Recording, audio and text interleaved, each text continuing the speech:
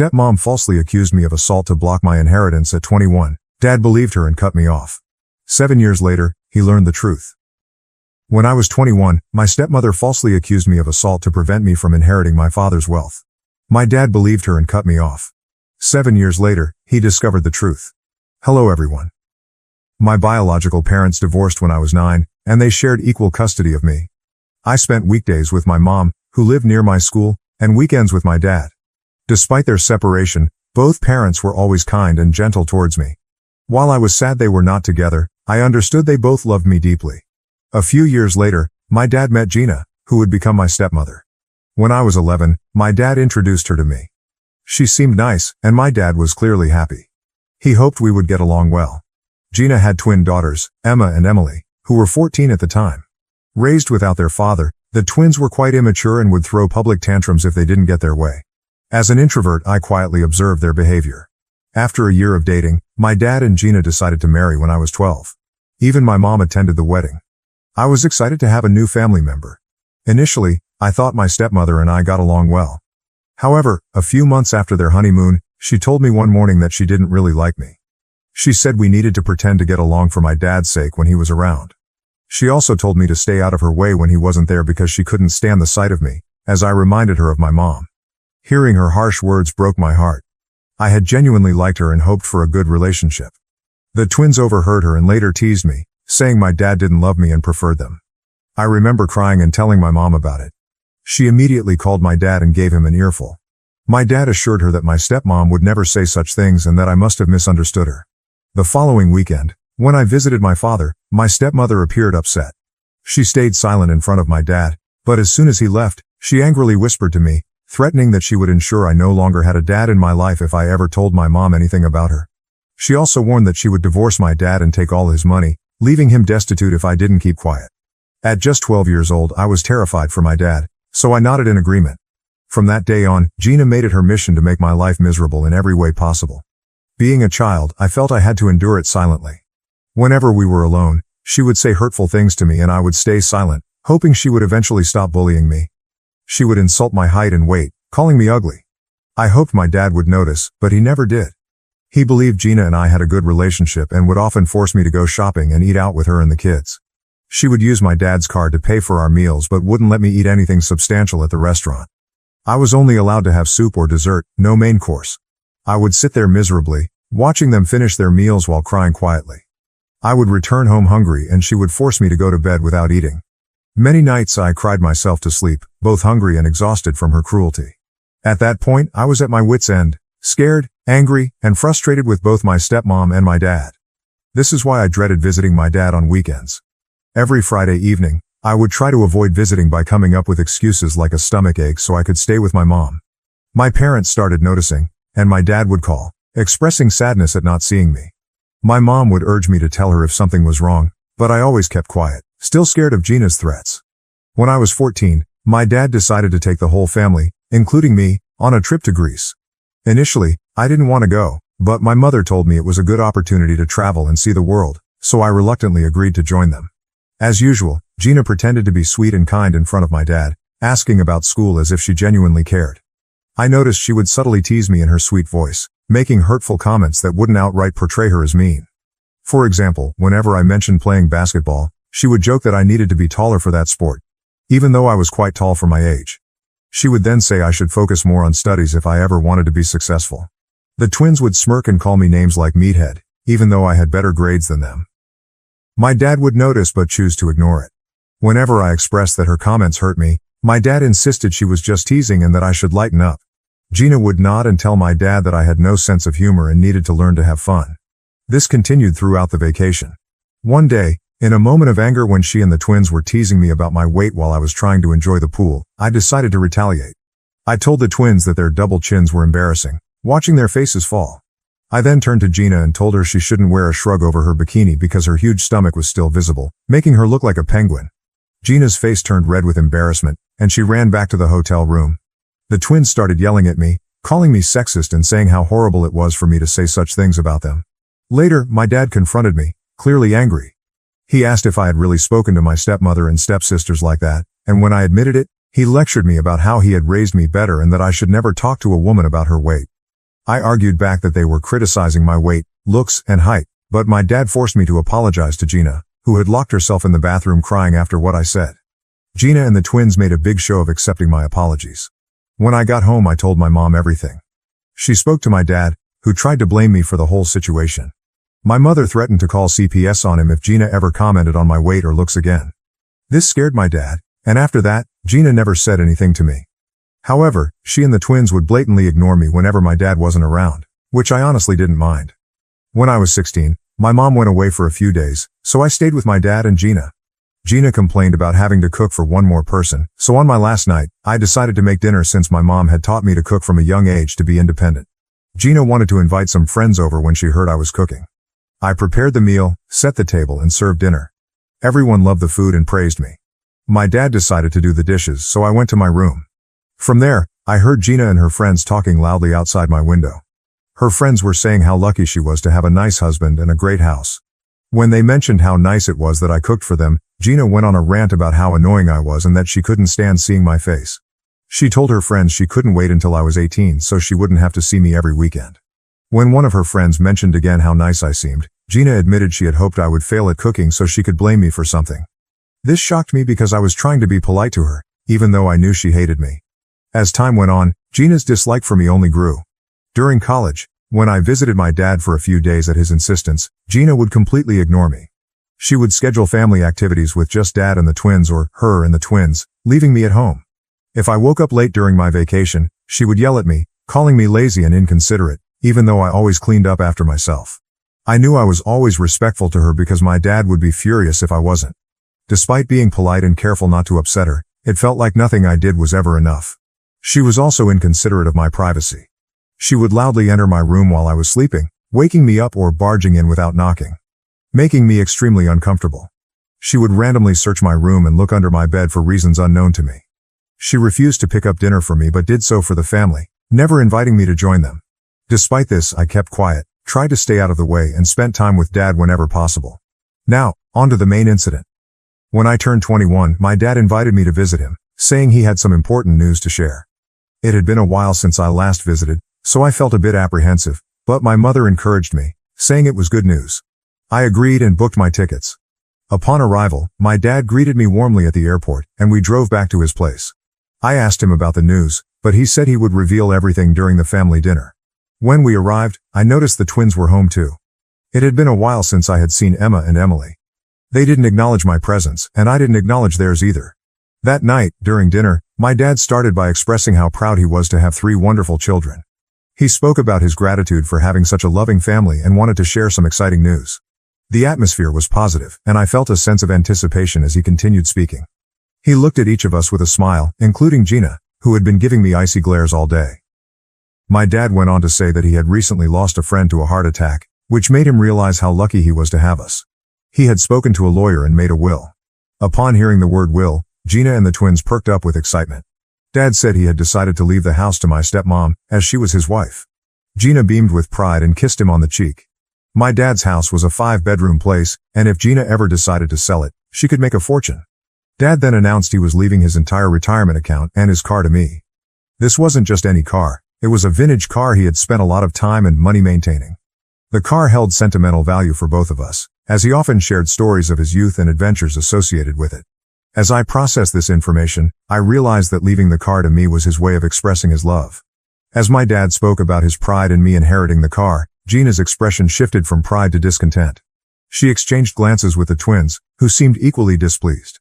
It was clear that the idea of me inheriting a significant sum of money and the beloved vintage car stoked their resentment. Dad, apparently unaware of the tension in the room, continued to explain how he would leave the joint bank account he shared with Gina to the twins. Since Gina was a homemaker, the money was entirely my dad's. He expressed his wish for the account to be equally divided between them, assuring them they would have money and a house to live in, so they needn't worry if anything happened to him. I thought this arrangement was fair and had no issues with it. However, the twins immediately voiced their disappointment, saying they had expected more. They argued that my dad should also leave them his retirement account, claiming I didn't need it anyway. When my dad questioned their reasoning, Gina chimed in, stating that as a guy I should find my own way, whereas they were women and needed more money for financial security. My dad reminded Gina that he had already taken care of their college funds and now they were also getting a house and a bank account, so they had nothing to worry about. Despite this, Gina kept insisting that I didn't deserve so much money. My dad firmly reiterated that his decision was final. I sat quietly, observing as the argument escalated. Suddenly, Gina burst into tears. We looked at her, startled, and my dad reassured her that there was no need to cry since he had divided everything fairly. Through her sobs, Gina claimed she had kept silent for years to protect the family but couldn't hold it in any longer. The room fell into awkward silence, and my dad and I exchanged confused looks. Despite the palpable tension, he gently encouraged Gina to share what was weighing on her mind. Amidst her sobs, Gina began to recount how, a few years ago, I had supposedly tried to force myself on her, but she had kept it hidden to protect me. I was stunned, completely blindsided by the unexpected accusation. Before I could even grasp what was happening, Gina started elaborating on her fabricated story. She told my dad that after our vacation in Greece, where we had an argument about weight and height, I would constantly stare at her and attempt to enter her bedroom uninvited. I sat frozen in my chair as she continued to concoct tales of how I would try to barge in every time she took a shower or get uncomfortably close to her face when we were alone. She claimed she dreaded having me over every weekend because she feared I would behave the same way with the twins. I tried to defend myself, vehemently denying the baseless accusations and yelling at her for having the audacity to make up such lies, but Gina continued to cry as if she were the victim. She went on about how, as I grew older, I made her increasingly uncomfortable and, on one occasion when we were alone, I allegedly tried to force myself on her. My eyes widened in shock, and the blood drained from my face upon hearing such a serious accusation. My dad looked utterly confused and concerned, his eyes darting between me and Gina, clearly at a loss for words. Gina continued her story, claiming she had suffered in silence for years, afraid to speak up for the sake of the family. I yelled at Gina, calling her a psycho, insisting there was no way I had ever looked at her inappropriately, let alone touched her. Gina yelled back that she was done keeping her silence and needed to expose a monster like me. The twins began shouting furiously at me, accusing me of putting their mother through this and using words like rapist and molester. My head was spinning, and it all felt like a bad dream. I couldn't believe how a pleasant evening had turned into such wild accusations. I looked at my dad for support, but he remained quiet, clearly trying to process everything Gina had said. He asked her if what she had spoken was true, and Gina nodded, asserting that she would never lie to him about his own son and that, as his wife, he should believe her. While I tried to defend myself, my dad asked Gina why she hadn't spoken up earlier. She explained that she feared no one would believe her since I was a minor trying to do inappropriate things with her. As a stepmother who had married my dad, she felt people would dismiss her words. She claimed she had to bear this silently to protect the family. I was crying at this point, begging my dad not to believe her. I never imagined Gina could fabricate such atrocious lies, especially after what she had put me through over the years. Unfortunately, Gina's manipulation had strained my relationship with my dad, and he seemed torn between trusting me and believing his wife. The twins, influenced by their mother's narrative, supported Gina's false accusations and yelled at me to leave their house. I yelled back that it was my dad's place and they shouldn't believe their mother's lies. My dad, amidst the chaos, looked up at me and told me to leave the house until the matter was resolved. It felt like a punch to the gut. Being rejected by my own father, who chose to believe his second wife over me, left me hurt, confused, and betrayed. I packed my belongings and left the home I once thought was mine. I flew straight to my mother, who was shocked to see me at her doorstep. When I told her everything, she was furious and ready to confront my stepmom. But I asked her not to, knowing how unpredictable and dangerous Gina could be.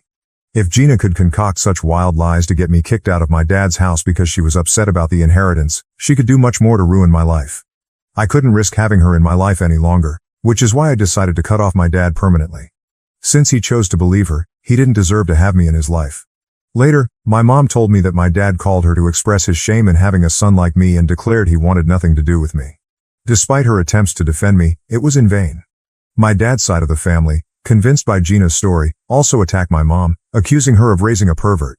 I can't even begin to fathom the pain my mom felt hearing such words about her son. The damage was done, and Gina had won. I wish I could say my life improved after cutting her off, but it didn't. Gina and the twins continued bombarding me with vile text messages, threatening that I should stay away from my dad forever. It got so bad that I had to change my number to escape them. Even after that, things didn't get better. Gina's actions left me terrified of being around any woman, fearing I would be falsely accused again and lose my job and career. I was scared to meet anyone or go on dates. Throughout this ordeal, my mom stood by me and believed me. I went through severe depressive and suicidal episodes, and my mom flew in to live with me for a couple of months to make sure I was all right. Slowly, my mental health improved, and I started to rebuild my life. Eventually, I met a wonderful woman named Mara, who brought joy back into my life. She has completely changed my life and my mom adores her. Mara and my mom mean everything to me, and thanks to them I continue to live my life with purpose. Just a week ago I received a call from an unknown number. Thinking it might be Amazon, I answered. To my shock, it was my dad. I was stunned to hear his voice after nearly 7 years. He sounded old. When I asked how he got my new number, he dodged the question and asked if I was doing okay. I remained silent and then told him not to bother me again since I had nothing to say to him. That's when my dad broke down and started crying. He begged for my forgiveness, admitting how wrong he was to abandon his own son. My curiosity was piqued, so I waited for him to explain. My dad then revealed that Gina had been cheating on him with his best friend for years. When he confronted her with proof, she stopped hiding and confessed she was tired of being married to a pathetic man like him. Gina admitted she had only married him for his money and despised being with him. When my dad pressed her further, she confessed to fabricating all the accusations against me because she hated me and wanted all his wealth for herself and her daughters. As you can imagine, my dad divorced her, and she got nothing from the marriage due to her affair. Despite her lawyers fighting for alimony, my dad said he had been waiting to divorce Gina so he could officially reach out to me and apologize for what he put me through. He expressed his desire to make up for lost time and rebuild our father-son relationship. At the mention of father and son, I couldn't help but scoff. I told him that he was no father of mine after how quickly he abandoned me for his wife's nasty accusations. I told him I wanted nothing to do with him and that he should stop bothering me. I ended the call and hoped he got the message. Since then, I've been bombarded with calls from my dad and his side of the family, who I don't even talk to, saying that my dad has suffered enough and that I'm just making it harder on him. Their messages leave me feeling conflicted. Am I the bad guy for refusing to talk to my dad after he cut me off due to Gina's false accusations? Update 1. My post was locked, but hopefully it's okay now. I've posted the link and tried my best with spacing. I'm on mobile. To everyone who offered support and advice, thank you so much. Your words helped me see things more clearly. I'm not just furious at my dad for believing my stepmother over me but also for all those years she harassed me while he did nothing to protect me. I was just a child and she blackmailed and manipulated me while I kept quiet. I think it's time I open up to my mom and let her know exactly what I went through because I know she'll understand. Update 2. Hi everyone, it's been a week since my last update. For those concerned about my mental health, I'm doing okay. Thank you for your kindness. I booked tickets for my mom to come visit me so I could tell her and Mara everything. They already sensed something was up. I started by telling them about Dad's contact after all these years, which shocked my mom. She asked why he reached out, and I explained. She had no idea he had gone through a divorce and was furious at Gina for what she put everyone through. Then I told them about how Gina would manipulate me when I was just 12 years old. I recounted how she bullied me when Dad wasn't around and threatened to divorce him if I ever told him. I didn't realize how traumatic these events were until I began to open up about them one by one. By the time I finished, I had tears streaming down my face. Mara and my mom were crying quietly as well. My mom immediately hugged me, repeatedly saying that I shouldn't have kept this all in and that it was okay to share. I cried for half an hour while my mom held me. Mara also told me that no child should have gone through what I did and that it was completely fine if I chose never to speak to my dad again since he should have protected me. My mom nodded, saying I had no obligations to explain anything to my dad because when I needed him the most, he chose to believe his wife over me. The only reason he was reaching out now was that he was lonely and had no family left. That's when I realized they were right.